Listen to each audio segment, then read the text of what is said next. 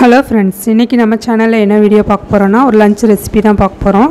அதுக்கு ஃபஸ்ட்டு நான் வேர்க்கடலை குழம்பு வந்து பண்ண போகிறேன். அது எப்படி பண்ணுறதுன்னு காட்டுறேன். பாத்திரம் ஹீட் ஆகிடுச்சு, எண்ணெய் சேர்த்துருக்கேன், கொஞ்சோண்டு வந்து வெந்தயம் சேர்த்துருக்கேன். வெந்தயம் பொரிஞ்சதுக்கப்புறமா நம்ம கட் பண்ணி வச்சுருந்த வெங்காயத்தை வந்து சேர்த்துடலாம். நான் 3 பெரிய வெங்காயம் எடுத்திருக்கேன். அது ரொம்ப கொஞ்சம் பெரிய சைஸாகவே கட் பண்ணி எடுத்திருக்கேன். அதை எண்ணெயில் வந்து நல்லா வதக்கிடலாம்.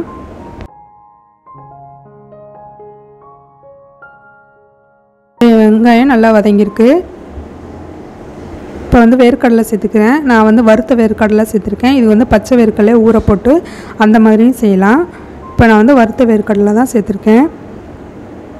இதே எண்ணெயில் வந்து நல்லா ஃப்ரை பண்ணி விட்டுலாம். இப்போ கொஞ்சோண்டு பூண்டு சேர்த்துக்கிறேன். பூண்டையும் எண்ணெயில் வந்து வதக்கிக்கிறேன்.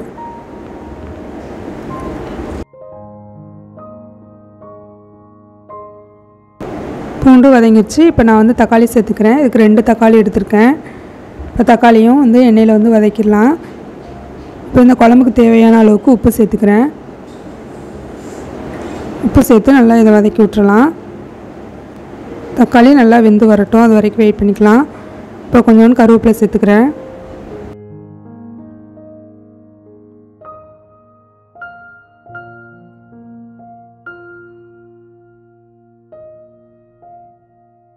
இப்போ தக்காளி நல்லா சாஃப்டாக வதங்கி வந்திருக்கு, நல்லா மசிஞ்சிருச்சு.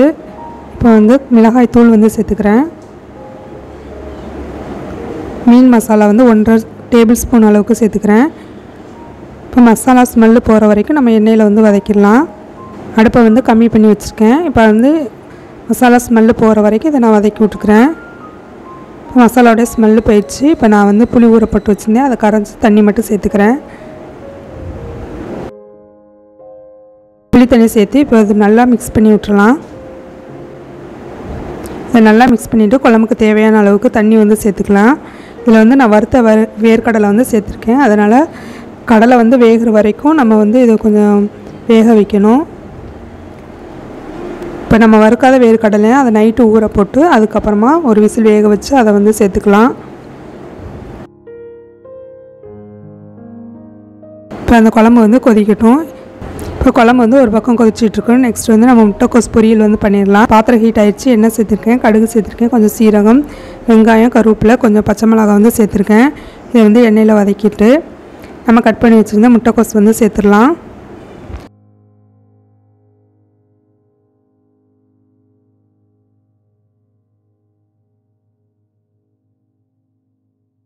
முட்டைக்கோஸு சேர்த்து இது வந்து எண்ணெயில் வந்து வதக்கி விட்டுறலாம்.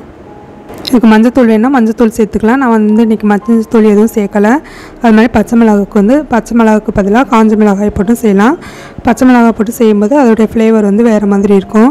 இப்போ இதுக்கு தேவையான அளவுக்கு வந்து உப்பு சேர்த்துக்கிறேன். உப்பு சேர்த்து இதை நல்லா மிக்ஸ் பண்ணி முட்டைக்கோஸ் வந்து வேக வச்சு எடுத்துக்கலாம். இதுக்கு தண்ணி எதுவும் சேர்க்க தேவையில்லை.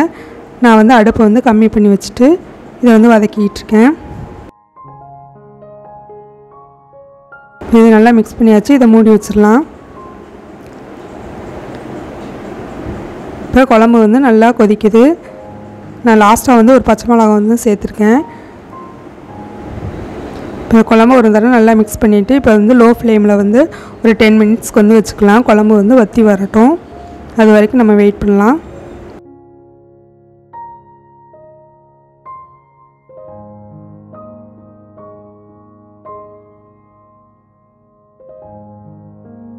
இப்போ முட்டைக்கோசையும் நம்ம வந்து திறந்து பார்க்கலாம். அதுவும் கொஞ்சம் நல்லா வதங்கி வந்திருக்கு. அதை இன்னொரு தடவை நல்லா மிக்ஸ் பண்ணி விட்டுறலாம். மிக்ஸ் பண்ணிவிட்டு இன்னும் கொஞ்சம் வந்து வதங்கி வரட்டும், அது வரைக்கும் நம்ம மூடி வச்சுக்கலாம். இப்போ முட்டைக்கோசு நல்லா வதங்கிடுச்சு. இதுக்கு தேவைன்னா நம்ம முட்டை வந்து உடச்சி ஊற்றிக்கலாம். நானே இன்றைக்கி முட்டை எதுவும் சேர்க்கலை. இப்போ முட்டைக்கோசு பொரியல் வந்து ரெடி ஆயிடுச்சு. இப்போ அடுப்பு ஆஃப் பண்ணிடலாம். இப்போ குழம்பும் நல்லா பிரிஞ்சிருச்சு. இப்போ குழம்பு நல்லா வற்றி வந்திருக்கு, எண்ணெயும் பிரிஞ்சிருக்கு. இப்போ வந்து லாஸ்ட்டாக கொஞ்சோண்டு வந்து வெல்லம் சேர்த்துக்கிறேன். வெல்லம் சேர்த்து ஒரு 5 மினிட்ஸ்க்கு வந்து குழம்பை வந்து கொதிக்க விட்டுறலாம்.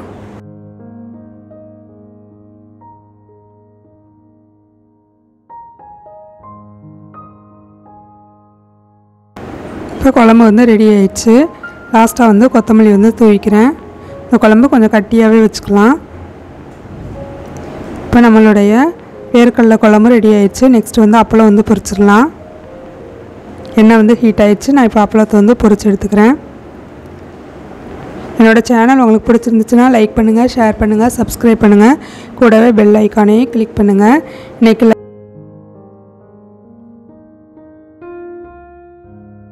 லஞ்சுக்கு வந்து சாதம், வேர்க்கடலை குழம்பு, முட்டைக்கோஸ் பொரியல், நெக்ஸ்ட் வந்து அப்பளம் வந்து ரெடி ஆயிடுச்சு. நீங்களும் உங்கள் வீட்டில் வந்து இந்த காம்பினேஷனில் செஞ்சு பாருங்கள்.